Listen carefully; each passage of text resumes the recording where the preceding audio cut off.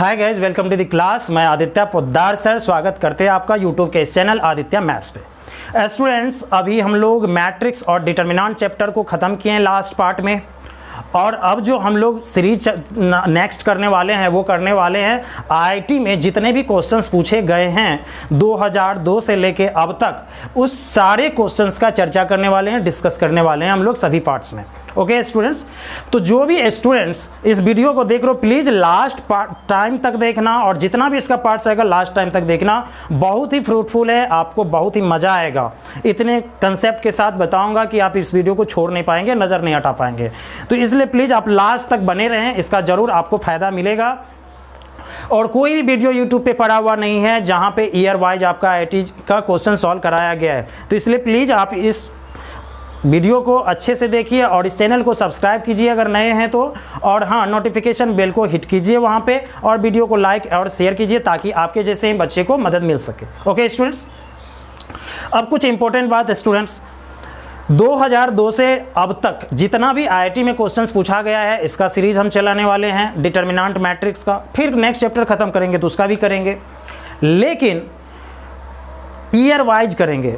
मतलब 2002 2003 से लेके 2020 तक जो भी क्वेश्चंस पूछा गया है 19 तक, वो सारे क्वेश्चंस को सॉल्व करेंगे। तो ईयर वाइज पार्ट बनाएंगे। अगर पार्ट 1 बनाएंगे तो उसमें 2002 होगा, पार्ट 2 बनाएंगे तो 2003 होगा, उधर शुरू से ही हम ऐसे करेंगे, और तब लास्ट में 2020 पे 19 पे पहुँचेंगे। ठीक है, तो स्टूडेंट्स अब जैसे बात देखें हम मैट्रिक्स और डिटर्मिनेंट का, तो आईआईटी में ऐसा नहीं होता कि मैट्रिक्स डिटर्मिनेंट का है तो सिर्फ मैट्रिक्स डिटर्मिनेंट का क्वेश्चन होगा। कुछ छोटा छोटा बेसिक चीज़ है जिसका इस्तेमाल वो कर लेता है आसानी से, जिसमें आता है आपको एपी। 10th में सभी आदमी पढ़े होंगे, चाहे वो स्टेट बोर्ड से हो या सीबीएसई बोर्ड से हो या एससी बोर्ड से हो। दूसरा आता है जीपी जो कि 11th में है, फिर आता है एचपी वो भी 11th में है, फिर आता है लॉगरिथमिक वो भी 11th में है, और फिर आता है क्यूब रूट्स ऑफ यूनिटी वो भी 11th में है। तो जब हम देख रहे थे लास्ट ईयर के क्वेश्चंस के आईआईटी सबका, तो उसमें इस 5 चीज़ों का इस्तेमाल हम देखें मैक्सिमम क्वेश्चंस में किया हुआ था। तो कोशिश करता हूँ पहले इस पार्ट में मैं इस 5 चीज़ों के बारे में अच्छे से डिस्क्राइब कर दूं, ताकि आपके दिमाग में ये 5 का छोटा छोटा कंसेप्ट दिमाग में आ जाए, और फिर क्वेश्चन पे चले तो आपको मज़ा दिला दूं, आसानी से आप सॉल्व कर पाओ। ओके स्टूडेंट्स, तो चलो बिना समय बिताए हम देखते हैं। पहले हम लोग बेसिक कंसेप्ट देखते हैं वो 5 चीज़ों का, AP, GP, HP, logarithmic function और क्यूब रूट्स ऑफ यूनिटी क्या होता है उसके बारे में जानना बेहद ज़रूरी है। ओके चलो स्टार देख के लिखना, concept booster for IIT exams कर लो, इतना तो समझते ही होंगे।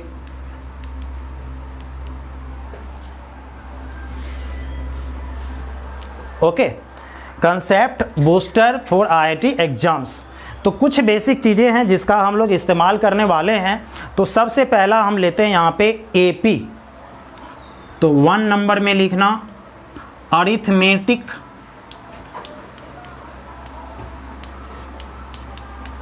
प्रोग्रेशन, हिंदी मीडियम वाले बच्चे समांतर श्रेणी, और शॉर्टकट में इसको बोलेंगे एपी। इसका एक बेसिक जानकारी मैं दे देता हूं, ठीक है, डिटेल तो में ही देंगे उतना जितना ज़रूरत होगा। सबसे पहले एपी होता क्या है, 3 या 3 से ज़्यादा नंबर्स, 3 या 3 से ज़्यादा नंबर्स इस तरह से अरेंज्ड हो, इस तरह से सजा हुआ हो, जो कोई भी 2 कंजेक्यूटिव मतलब लगातार कोई भी 2 कंजेक्यूटिव टर्म्स लें या नंबर्स लें, उसका जो डिफरेंस यानी उसका जो अंतर आएगा वो हमेशा सेम आएगा, इक्वल आएगा। ओके, तो चलो ज़रा देखो, सपोज हम 2 लिए, नेक्स्ट नंबर 5 लिए, नेक्स्ट नंबर 8 लिए, नेक्स्ट नंबर 11 लिए, नेक्स्ट नंबर 14 लिए, नेक्स्ट नंबर 17 लिए, और सो ऑन। इस तरह से हम बहुत सारा नंबर्स लिए हैं। तुम कोई भी 2 नंबर्स इसमें से लो, बट वो कंजेक्यूटिव यानी लगातार हो, तो देखोगे कि उसका जो डिफरेंस आ रहा है वो इक्वल आ रहा है। 2 और 5 यानी 5 - 2 डिफरेंस कितना हुआ 3। 8 - 5 डिफरेंस कितना आया 3। 11 माइनस 8 डिफरेंस आया 3, 14 माइनस 11 डिफरेंस आया 3, 17 माइनस 14 डिफरेंस आया 3।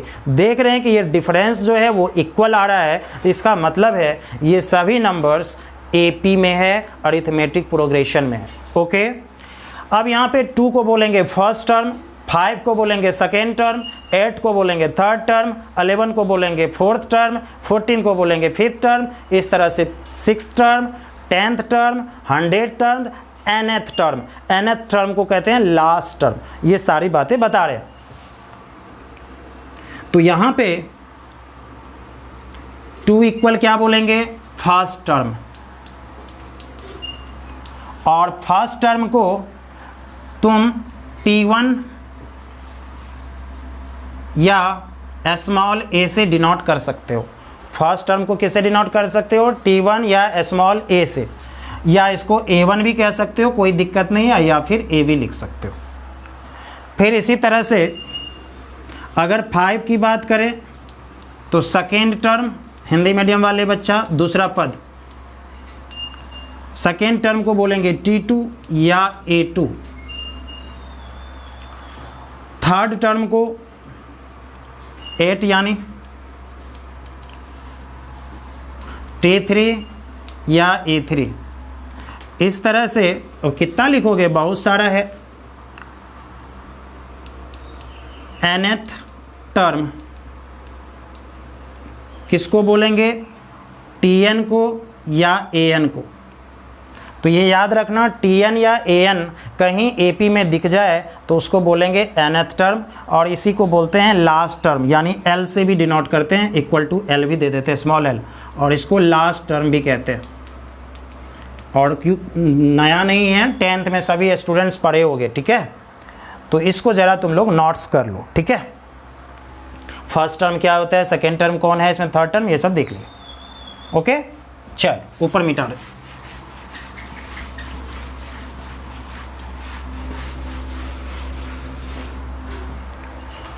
अब स्टूडेंट्स, ये जो डिफरेंस था ना, डिफरेंस ला रहे थे ना, वो डिफरेंस इक्वल वाला, उस डिफरेंस यानी उस अंतर को बोलते हैं कॉमन डिफरेंस। क्या बोलते हैं, कॉमन डिफरेंस। और जो हिंदी मीडियम के बच्चे होंगे, सार्व अंतर।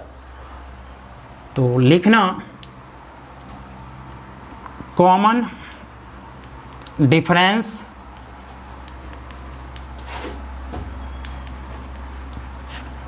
Is denoted bye D. Common difference को स्मॉल डी से डिनोट करते हैं, और सबको पता भी होगा। कॉमन डिफरेंस को किससे डिनोट करते हैं, स्मॉल डी से। तो यहाँ पे अब एपी के बारे में अगर बात करें तो जनरल रूप से T1 यानी फर्स्ट टर्म इक्वल टू बोलना A,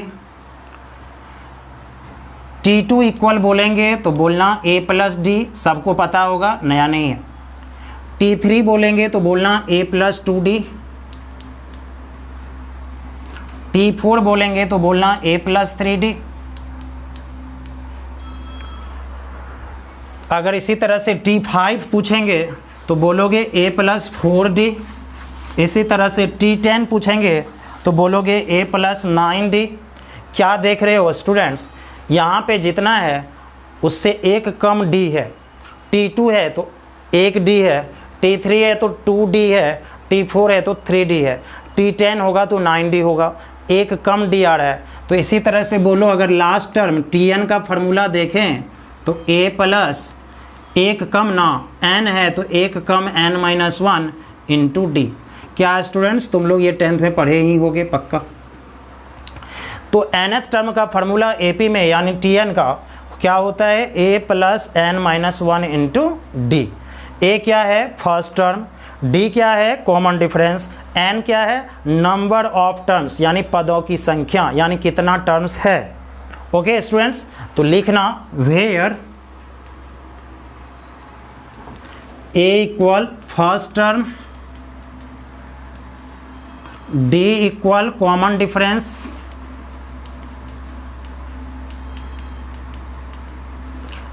N equal number of terms,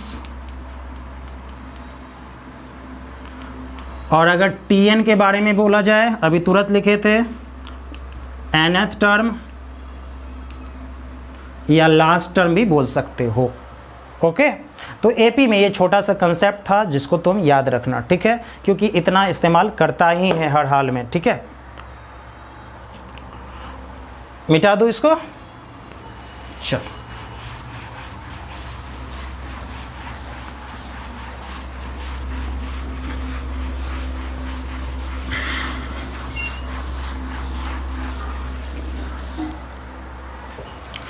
दूसरा लिखना हार्मोनिक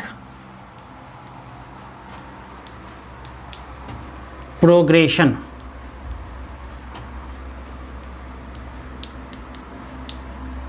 HP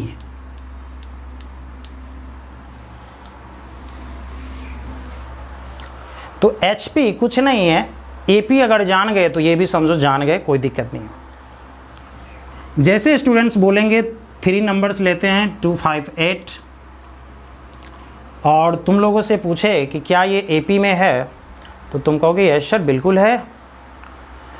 तो बेटा अगर इसका रेसिप्रोकल लाए तो 1/2, इसका रेसिप्रोकल 1/5, इसका रेसिप्रोकल 1/8। यदि 2, 5, 8 किस में हो, AP में, तो ये टर्म्स का जो रेसिप्रोकल होता है ये HP में होता है। ये किस में होता है, HP में। तो अब कुछ है बचा ही नहीं, आसानी से तुम याद रख सकते हो। 2, 5, 8 AP में होगा तो 1/2, 1/5, 1/8 क्या होगा, AP में। और AP का सारा कुछ अभी पढ़ ही लिए, कुछ पढ़ने की ज़रूरत इसमें है नहीं। तो ये एक छोटा सा कंसेप्ट है जिसको याद रखना। If A, B and C are in AP, then 1/A, 1/B, 1/C will be in HP। या उल्टा भी सोच सकते हो, अगर 1/2, 1/5, 1/8 AP में होगा तो ये HP में होगा, ठीक है, उल्टा भी सोच सकते हो।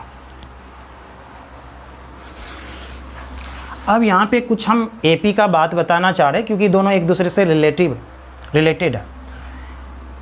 A, B, C सपोज अगर AP में है तो ये बताओ B माइनस A को क्या कॉमन डिफरेंस बोलोगे, क्योंकि अभी क्या पढ़े थे हम लोग, कॉमन डिफरेंस क्या पढ़े थे, कोई भी दो लगातार नंबर्स का डिफरेंस, तो लगातार लिए इसका डिफरेंस, ये कॉमन डिफरेंस कहला सकता है। और ये C माइनस B करे तो ये भी कॉमन डिफरेंस कहलाएगा। और ये दोनों आपस में इक्वल होगा।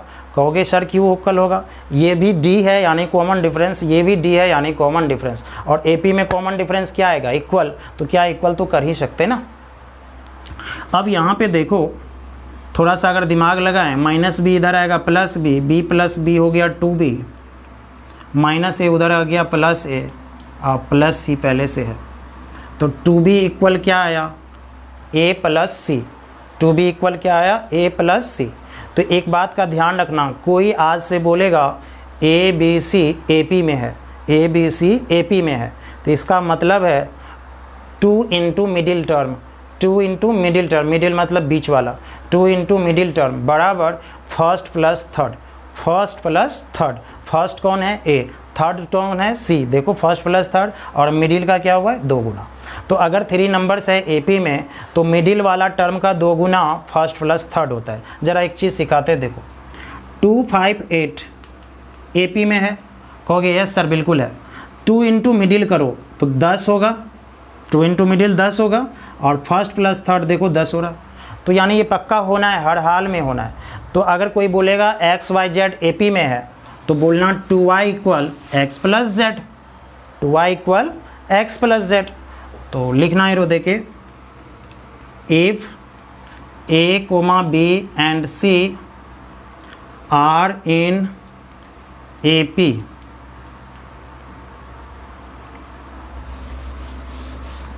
देन, हम चाहते हैं ये भी याद रखना, B minus A equal C minus B लिख लो। तो अगर 3 नंबर्स एपी में है तो 2 into middle term is equal to first plus third term होता है, ये हमेशा याद रखना है आपको। ठीक, ये छोटा सा कंसेप्ट था, इसको भूलना नहीं।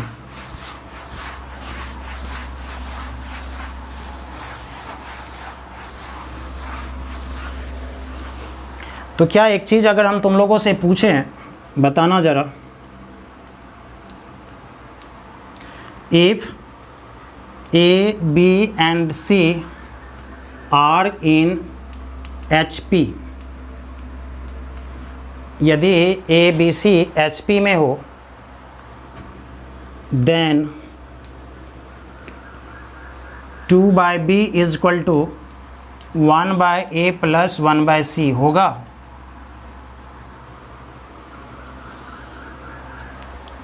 To by B equal 1 by A plus 1 by C. कुछ भी नहीं किए बाबू। अगर ए बी सी ए पी में है, एच पी में है, तो 1 by A 1 by B 1 by C A P में होगा। और अभी प्रॉपर्टी क्या पढ़े, 2 इंटू मिडिल, तो मिडिल क्या होगा 1 बाय बी, तो 2 into 1 by B 2 by B equal first term क्या होगा, इसका रेसिप्रोकल 1 बाय ए, और थर्ड टर्म इसका रेसिप्रोकल क्या होगा 1 बाय सी। वही कंसेप्ट यूज़ किया। तो ये छोटा सा 2 कंसेप्ट है जिसको याद रखना। कभी कभी डायरेक्टली ये एक्सप्रेशन आ जाएगा ना, तो तुम समझ जाना A B C H P में है। ठीक है, ये ध्यान रखना। मिटा रहे इसको। अब इतना ही इसमें ध्यान रखना और कुछ नहीं है।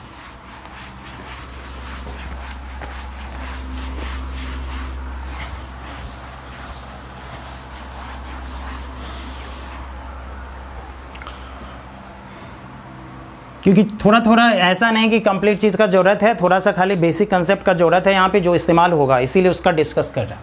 अब लिखना जियोमेट्रिक प्रोग्रेशन।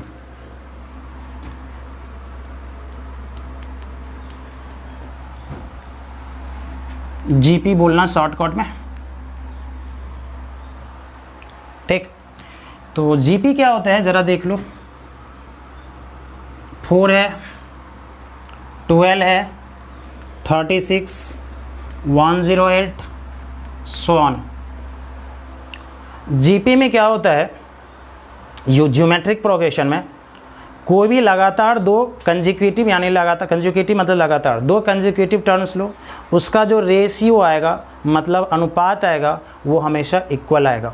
ज़रा देखना, 12/4 कहोगे सर 3, 36/12 कहोगे सर 3 इक्वल आया, कहोगे 108/36 3 क्या इक्वल आया। तो अगर ऐसा पैटर्न है तो वो किस में होगा, जीपी में होगा। वो किस में होगा, जीपी में होगा। अब फर्स्ट टर्म को ए से ही डिनोट करेंगे और ये जो रेशियो आ रहा है इसको बोलेंगे कॉमन रेशियो। इस रेशियो को क्या बोलेंगे, कॉमन रेशियो। और इसको जनरली स्मॉल आर से डिनोट करेंगे। अब तुम्हारी ज़रूरत कभी कैपिटल आर का पड़ जाता है तो करो, कोई दिक्कत नहीं है, जनरली स्मॉल आर से डिनोट करते हैं। तो एग्जाम्पल लिख लेना, first term is denoted by small A, और वो जो रेशियो आएगा सेम वाला उसको क्या बोलेंगे, कॉमन रेशियो। कॉमन रेशियो नाम इसलिए पड़ा क्योंकि हमेशा कॉमन होगा, सेम होगा। इज डिनोटेड बाय, किसी से भी कर सकते हैं डिनोट, लेकिन जनरली किस से करते हैं, स्मॉल आर से। तो क्या अगर कोई बोलेगा कि हम आर इक्वल बोलेंगे T2/T1, तो क्या तुम लोग मानोगे, बिल्कुल मानना होगा। Second term by first term, second term by first term, यही तो रेशियो है। कोई कहेगा नहीं हम T3/T2 लिखने जाएंगे, बिल्कुल लिख सकते हो, क्या दिक्कत है। कोई कहेगा नहीं हम T4/T3 लिखेंगे, बिल्कुल लिख सकते हो, कोई दिक्कत नहीं। सारा तो इक्वल ही आना है भाई, है ना। 12/4 यानी T2/T1 3 आया, T3/T2 भी 3 आएगा, T4/T3 भी 2 आएगा। यही जीपी है और कुछ है नहीं। तो जीपी में एक ए होगा और एक क्या होगा, आर होगा। आर क्या होता है, कॉमन रेशियो। ए क्या होता है, फर्स्ट टर्म। अब इसका जनरल टर्म लिख देते हैं जिसको तुम लोगों को याद रखना है। ध्यान रखना, अभी हम जितना ज़रूरत है उतना ही लिखा रहे हैं, फिर हम AP GP का भी चैप्टर का वीडियो डालेंगे तो देख लेना कंप्लीट हो जाएगा। अभी तत्काल जिसका ज़रूरत है, नहीं तो पढ़ रहे हैं मैट्रिक्स, GP पढ़ने में ही 2 दिन 4 दिन तो नहीं लगा सकते ना। GP में याद रखना T1 equal A, T2 equal AR, T3 equal AR square, T4 equal AR cube. कुछ बात देख रहे होगे तुम लोग, फर्स्ट में R नहीं है, T2 है तो 1 R है, T3 है तो 2 R है, पावर का मतलब उतना ही होता है, T4 है तो मतलब 3 R है, T5 होगा तो 4 यानी 4 R होगा, T10 होगा तो 9 R होगा, T20 होगा तो 19 R होगा, तो Tn होगा तो 1 R कम आएगा यानी A इंटू R, उसका पावर 1 कम यानी n-1। ये Tn का फार्मूला आया। यहाँ पे A को क्या बोलोगे, फर्स्ट टर्म, R को क्या बोलोगे, कॉमन रेशियो, N को क्या बोलोगे, नंबर ऑफ टर्म्स। तो where A equal first term, R equal common ratio, shortcut में CR लिख रहे हैं, N equal number of terms और Tn इक्वल तो वही लास्ट टर्म या nth टर्म, एक ही चीज़ हुआ। ठीक, तो ये स्टूडेंट्स तुम लोग ध्यान रखना इसको। तो ये था तुम्हारा छोटा सा GP के बारे में। ठीक, एक चीज़ और है, इसको मिटा देते हैं।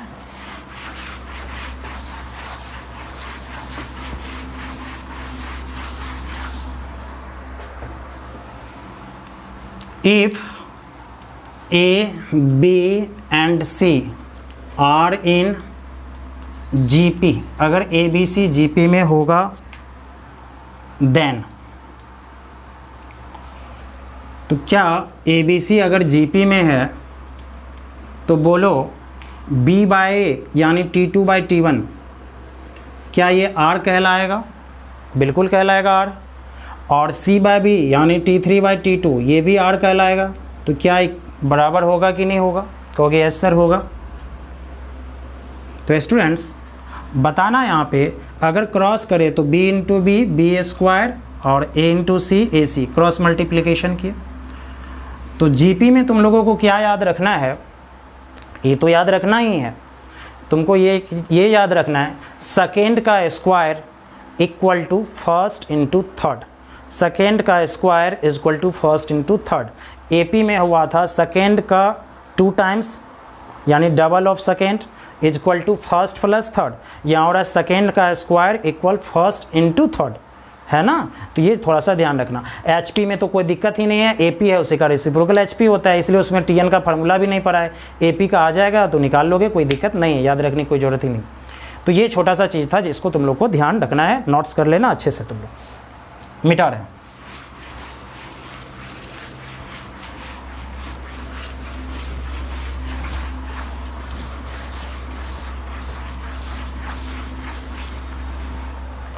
अब स्टूडेंट्स एक इम्पोर्टेंट चीज़ जो है वो कर रहे हैं, थोड़ा ध्यान रखना। अगर तुमसे पूछे 2, 4, 8 GP में है तो कहोगे यस सर बिल्कुल है। 4/2 2 होगा सर, 8/4 2 होगा सर, इक्वल है सर, यस सर GP में है। याद रखना अगर इसके साथ लॉग आ जाए यानी log 2, log 4, log 8, ध्यान देना। अगर 2, 4, 8 GP में है, अगर उसके साथ लॉग लगाएंगे वो पक्का AP में होता है। किस में होता है? AP में। ये खास बात सबको पता होनी चाहिए। अगर 3 या 3 से ज़्यादा नंबर्स है AP में, सॉरी GP में, तो लॉग लगाने के बाद सब किस में हो जाएगा? AP में। लेकिन कहोगे सर क्या इसका उल्टा भी सही है, अगर बहुत सारा नंबर्स AP में है तो लॉग लगाने GP में? नहीं, ऐसा नहीं होता। तो बहुत सारा नंबर्स अगर GP में है तो लॉग लगाने पर वो किस में आ जाएगा? AP में। ठीक है, ये थोड़ा सा ध्यान रखें। कैसे आया वो भी हम थोड़ी देर में बता देंगे। If A, B, C are in GP then, ये ज़्यादा के लिए भी लागू है, ये मत सोचना ABC लिखे तो 3 ही होगा, ज़्यादा के लिए भी है। then log A, log B, log C will be in AP. खाली ये याद रखना, अगर कुछ टर्म्स जीपी में है, लॉग लगाने पर किस में हो जाएगा, एपी में।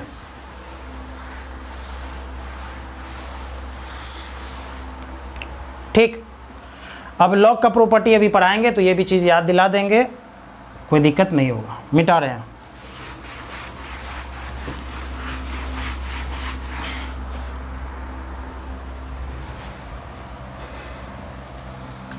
Four number,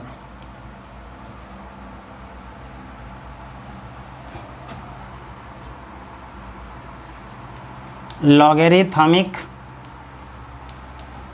property.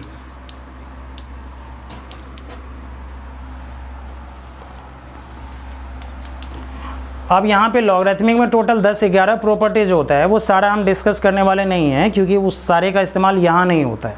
यहाँ पे 3 से 4 होते होते ख़त्म, मतलब 4 प्रॉपर्टी का इस्तेमाल, इससे ज़्यादा नहीं होता है। तो वो चारों का भी हम डिस्कस कर रहे हैं। और बाकी तो स्लाइड्स लॉगरिथमिक का बनाएंगे, ग्राफ, रेंज, डोमेन, बहुत सारे चीज़ है, वो तब एक अलग बताएंगे। ठीक है, यहाँ पे खाली हम इतना ही बता रहे हैं, 4 प्रॉपर्टी जिसको आपको याद रखना है। लॉग ए, यहाँ बी, तो चलो कुछ चीज़ का ध्यान रखना।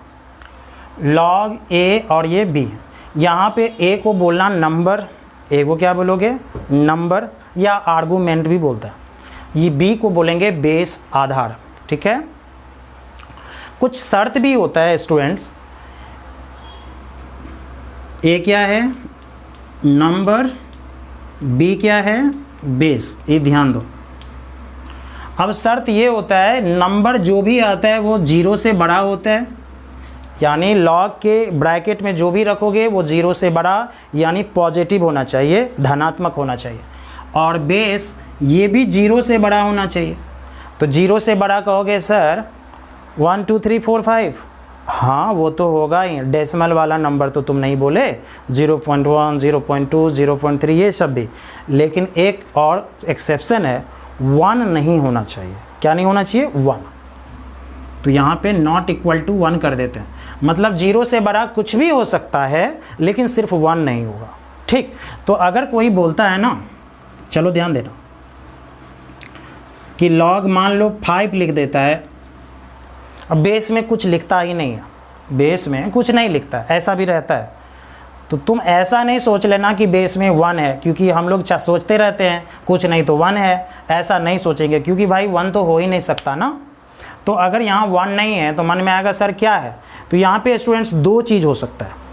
एक ई हो सकता है, ई, स्मॉल ई, उसको यूलर कांस्टेंट कहते हैं, उसका वैल्यू होता है 2.71 अप्रॉक्स, ई, स्मॉल ई बोल रहे हैं। या 10 होता है, 10, या क्या होता है 10। तो अगर 10 होगा बेस में तो उसको बोलते हैं हम लोग जनरल लॉगरिथमिक फंक्शन, और अगर ई होगा बेस में तो उसको बोलते हैं नेचुरल लॉगरिथमिक फंक्शन। तो वो भी चीज़ लिख देते हैं यहाँ पे। तो बेस में क्या रह सकता है, या तो ई या तो 10। ठीक, लेकिन 1 नहीं होगा, 0 से बड़ा होगा ही। तो अगर ई होगा, यहाँ पे कुछ और 5 हटा के डाल दें, कुछ भी डाल दो कोई दिक्कत नहीं है, ये ही डाल दें, तो इसको बोलेंगे नेचुरल लॉगरिथमिक।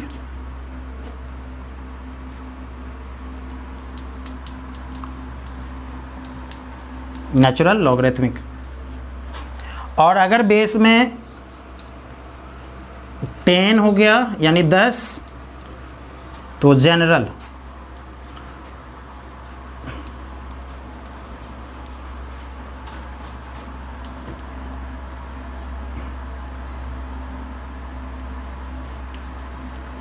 याद रखना, यहाँ सारा कुछ नहीं बता रहे हैं, जितना ज़रूरत है उतना ही बता रहे हैं। ठीक है, तो बेस में क्या रह सकता है, या तो ई या तो 10। ई रहेगा तो नेचुरल, 10 रहेगा तो जनरल। और मैथ्स में ई ही मिलेगा आपको, ई को क्या बोलेंगे, यूलर कांस्टेंट। लिख लो, ई इक्वल यूलर कांस्टेंट, और ई का वैल्यू होता है 2.71 अप्रॉक्स। अप्रॉक्स मतलब लगभग, अगर कभी ज़िंदगी में ई का वैल्यू रखने का ज़रूरत पड़ गया आपको तो समझ लेना क्या रखना है हमको, 2.71 अप्रॉक्स रखना है, ठीक है। तो ये छोटा सा चीज़ था लॉग के बारे में जो हम लिख दिए। तो एक बात तो तय है ना, लॉग का नंबर हो या बेस हो हमेशा पॉजिटिव नंबर दिखेगा। अगर कोई बोलता है log -5 तो गलत ही बोल रहा है बिल्कुल, क्योंकि नेगेटिव हो नहीं सकता। नोट कर लो इसको।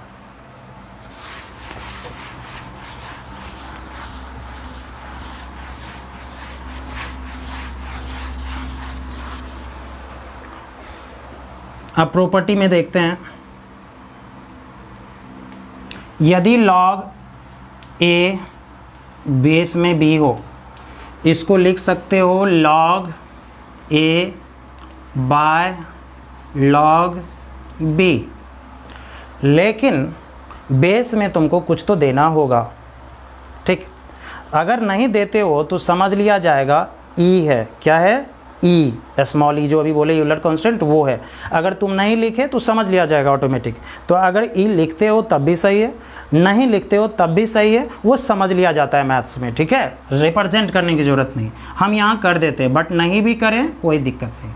तो सीधा सा बात देख लो, log a by log b मतलब log number by log base लिख सकते हैं, और बेस में ई तो दे ही सकते हैं, ठीक है। ये ध्यान रख, 10 भी डाल सकते हैं, ऐसा नहीं कि 10 नहीं डाल सकते। लेकिन मैथ्स में 10 का इस्तेमाल नहीं होता, केमिस्ट्री और फिजिक्स में ज़्यादा इस्तेमाल होता है, वो भी केमिस्ट्री में ज़्यादा होता है, न्यूमेरिकल्स वगैरह में, ठीक है। लेकिन ई हमेशा मैथ्स में ई ही मिलेगा आपको। दूसरा प्रॉपर्टी, अगर log a इंटू बी हो, यानी log के नंबर में कोई दो नंबर या दो से ज़्यादा नंबर प्रोडक्ट के फॉर्म में हो, मल्टीप्लाई के फॉर्म में, log सभी को प्लस में कर देता है, यानी log a plus log b। अगर और रहता c तो प्लस log c, d भी रहता प्लस log d। अब कहोगे सर आप बेस में कुछ नहीं दे रहे हो, कुछ नहीं है तो e है स्टूडेंट्स, तुमको उसमें घबराने की कोई ज़रूरत नहीं है। यदि log डिवाइड के फॉर्म में हो नंबर m/n, ये माइनस में कर देता है, log m minus log n। ये छोटा छोटा प्रॉपर्टी याद रखना, दोनों तरफ से, इधर माइनस है तो डिवाइड में कर देगा, प्लस है मल्टीप्लाई में कर देगा, ठीक। एक और फोर्थ वाला, log a to the power b, याद रहे बेस में कुछ नहीं तो ई है। अगर देना है तो कुछ दे सकते हो, हम पहले बोल रहे हैं कुछ भी दे सकते हो, और नहीं दिए तो ई है वहाँ पे। अगर log a का पावर b है तो b यानी पावर आगे आ जाता है, तो b आगे आ गया तो b हो गया। अब बचा log और नंबर a है तो a ही होगा, ठीक। a भी याद रखना, और जो भी फार्मूला चारों लिखे हैं दोनों तरफ से याद होना चाहिए, उल्टा सीधा दोनों तरफ से, ठीक है। इसको याद रखना।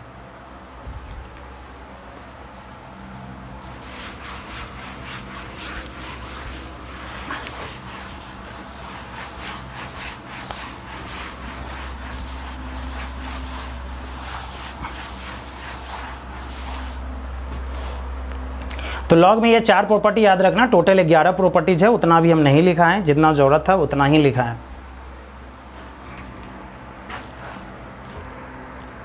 दो सेकंड स्टूडेंट। तो ये था लॉग के बारे में। एक और चीज़ है क्यूब रूट्स ऑफ यूनिटी, लिखना क्यूब रूट्स ऑफ यूनिटी। हालांकि डिटर्मिनेंट में कर चुके हैं, फिर भी देख लो क्योंकि यहाँ फिर एक बार याद आ जाएगा तुम लोगों को। क्यूब रूट्स ऑफ यूनिटी का मतलब 1 का घनमूल, हिंदी मीडियम वाले बच्चे, और कुछ नहीं। तो कोई पूछेगा 1 का क्यूब रूट कितना आएगा, हिंदी मीडियम वाले बच्चे 1 का घनमूल कितना होगा, सबके मुंह पे जवाब होगा 1 आएगा सर, 1 का पावर कुछ भी 1 होता है, मानते हैं बिल्कुल। 11th में अगर मेरे पास ऑफलाइन में पढ़े होगे तो हम प्रूफ भी बाकायदा कर चुके हैं, ठीक है। नहीं पढ़े हो तो फिर हम कम्प्लेक्स नंबर चैप्टर जब 11th में पढ़ाएंगे तो वहाँ ये चीज़ बताएंगे, निश्चिंत रहो इस सब चीज़ से। अभी जो ज़रूरत है उसके बारे में देखते हैं। तो अगर 1 का पावर 1/3 है तो इसका 3 वैल्यूज़ आता है। कितना वैल्यूज़ आता है? 3। पहला 1, दूसरा ओमेगा, तीसरा ओमेगा स्क्वायर। 1 का पावर 1/3 यानी क्यूब रूट्स ऑफ यूनिटी क्या आता है, 3 वैल्यूज आता है। कौन कौन, 1 ओमेगा ओमेगा स्क्वायर। अब इसका कुछ प्रॉपर्टी है जिसको देख लो। अगर 3, पहले तो देख लो ओमेगा क्या होता है। ओमेगा को लिखोगे -1 प्लस √3i/2। ओमेगा का वैल्यू कितना याद रखना, -1 प्लस √3i/2। अगर ओमेगा स्क्वायर यानी इसी का तुम स्क्वायर करोगे तो आएगा -1 माइनस √3i/2। यानी अंतर बस यहाँ पे होता है, ये प्लस और एक माइनस। और एक ख़ास बात बताते हैं जो बहुत इम्पोर्टेंट है, ठीक। अगर तुम्हारा मर्जी करता है इसको ओमेगा स्क्वायर मानने का तो मान सकते हो, तो तुमको इसको ओमेगा मानना होगा। ये खासियत है इसका, समझ रहे हो मेरी बात को। अगर तुम इसको ओमेगा मानते हो तो इसको क्या मानोगे, ओमेगा स्क्वायर। अगर उसी को ओमेगा स्क्वायर मानते हो तो ये क्या हो गया, ओमेगा। तो याद रखने का टेंशन ख़त्म। तुमको प्लस वाले को ओमेगा मानना है तो माइनस वाला ओमेगा स्क्वायर, अगर माइनस वाले को ओमेगा मानते हो तो प्लस वाला ओमेगा स्क्वायर। तो इसके लिए कोई झगड़ा करने की, लड़ाई करने की ज़रूरत नहीं है, प्लस वाला ही ओमेगा होता है। तुम्हारी मर्जी है, अल्टरनेट करके मान लो, कोई दिक्कत नहीं, सवाल सबसे बनता है। तो ये थोड़ा सा चीज़ था जिसको याद रखना। अब अगर स्टूडेंट्स ये तीनों वैल्यूज़ को ऐड करोगे यानी जोड़ोगे, 1 प्लस ओमेगा स्क्वायर, ये 0 देता है। देख लेना जोड़ के, कोई दिक्कत नहीं है। 1 ओमेगा का वैल्यू लिखे, अभी ओमेगा स्क्वायर का भी लिखे, तीनों ऐड कर देना, देखना 0 आ जाएगा। तो अगर ऐसा है तो यहाँ से बताना और फार्मूलाज मिल जाएगा तुमको। ओमेगा प्लस ओमेगा स्क्वायर +1 इधर है, उधर कितना हो जाएगा, -1। अगर मान लो 1 प्लस ओमेगा स्क्वायर है तो प्लस ओमेगा उधर हो जाएगा माइनस ओमेगा। अगर मान लो 1 प्लस ओमेगा है तो प्लस ओमेगा स्क्वायर उधर जाएगा, माइनस ओमेगा स्क्वायर। 3 चीज़ें ये भी याद रखना, ठीक। 1 प्लस ओमेगा यानी तीनों का सम 0। अब ये याद रह गया तो ये सब भी याद रह जाएगा, कोई भी 2 थर्ड के नेगेटिव के बराबर। देखो याद रखने का तरीका, 1 ओमेगा ओमेगा स्क्वायर है। अब 2 ठो बोल दो, 1 ओमेगा तो ओमेगा स्क्वायर माइनस हो जाएगा, 1 ओमेगा स्क्वायर तो ओमेगा माइनस हो जाएगा, 1 plus omega minus omega square हो जाएगा। जो बच गया उसी में माइनस डाल देंगे, कोई दिक्कत नहीं होगी। तो स्टूडेंट्स ये भी याद रख लेना। चलो कुछ और भी इससे देखते हैं। खास बात ये है, अगर ओमेगा का पावर मल्टीपल ऑफ 3 आ जाए, ध्यान दे सभी बच्चे लोग रखना, ये 1 होता है। ओमेगा का पावर मल्टीपल ऑफ 3 यानी ओमेगा का पावर मल्टीपल ऑफ 3 हो, यानी 3 का टेबल का कोई भी आदमी बैठ जाए तो उसका वैल्यू 1। यानी क्या कहना चाह रहे हैं, omega cube, omega 6, omega 9 power में सबका वैल्यू 1 देगा, ठीक है। ये ध्यान रखना क्योंकि ये पावर मल्टीपल ऑफ 3 है। बस इतना ही आप याद रखिए, कोई दिक्कत नहीं होगी आप लोगों को। तो आज हम तो ये कंसेप्ट बूस्टर वाले क्लास को ही कर पाए, ठीक है। तो स्टूडेंट्स आप मैट्रिक्स डिटर्मिनेंट को अच्छे से रिवाइज कीजिए, प्लस ये कंसेप्ट को अच्छी तरह से 1 बार 2 बार देख लीजिए, तब उसके बाद जो वीडियो बनाएंगे ना तो उसमें आपको मज़ा आ जाएगा, ठीक है। तो तब तक के लिए बाय। आशा करते हैं आप लोग इसको अच्छे से रिवाइज कर लीजिएगा।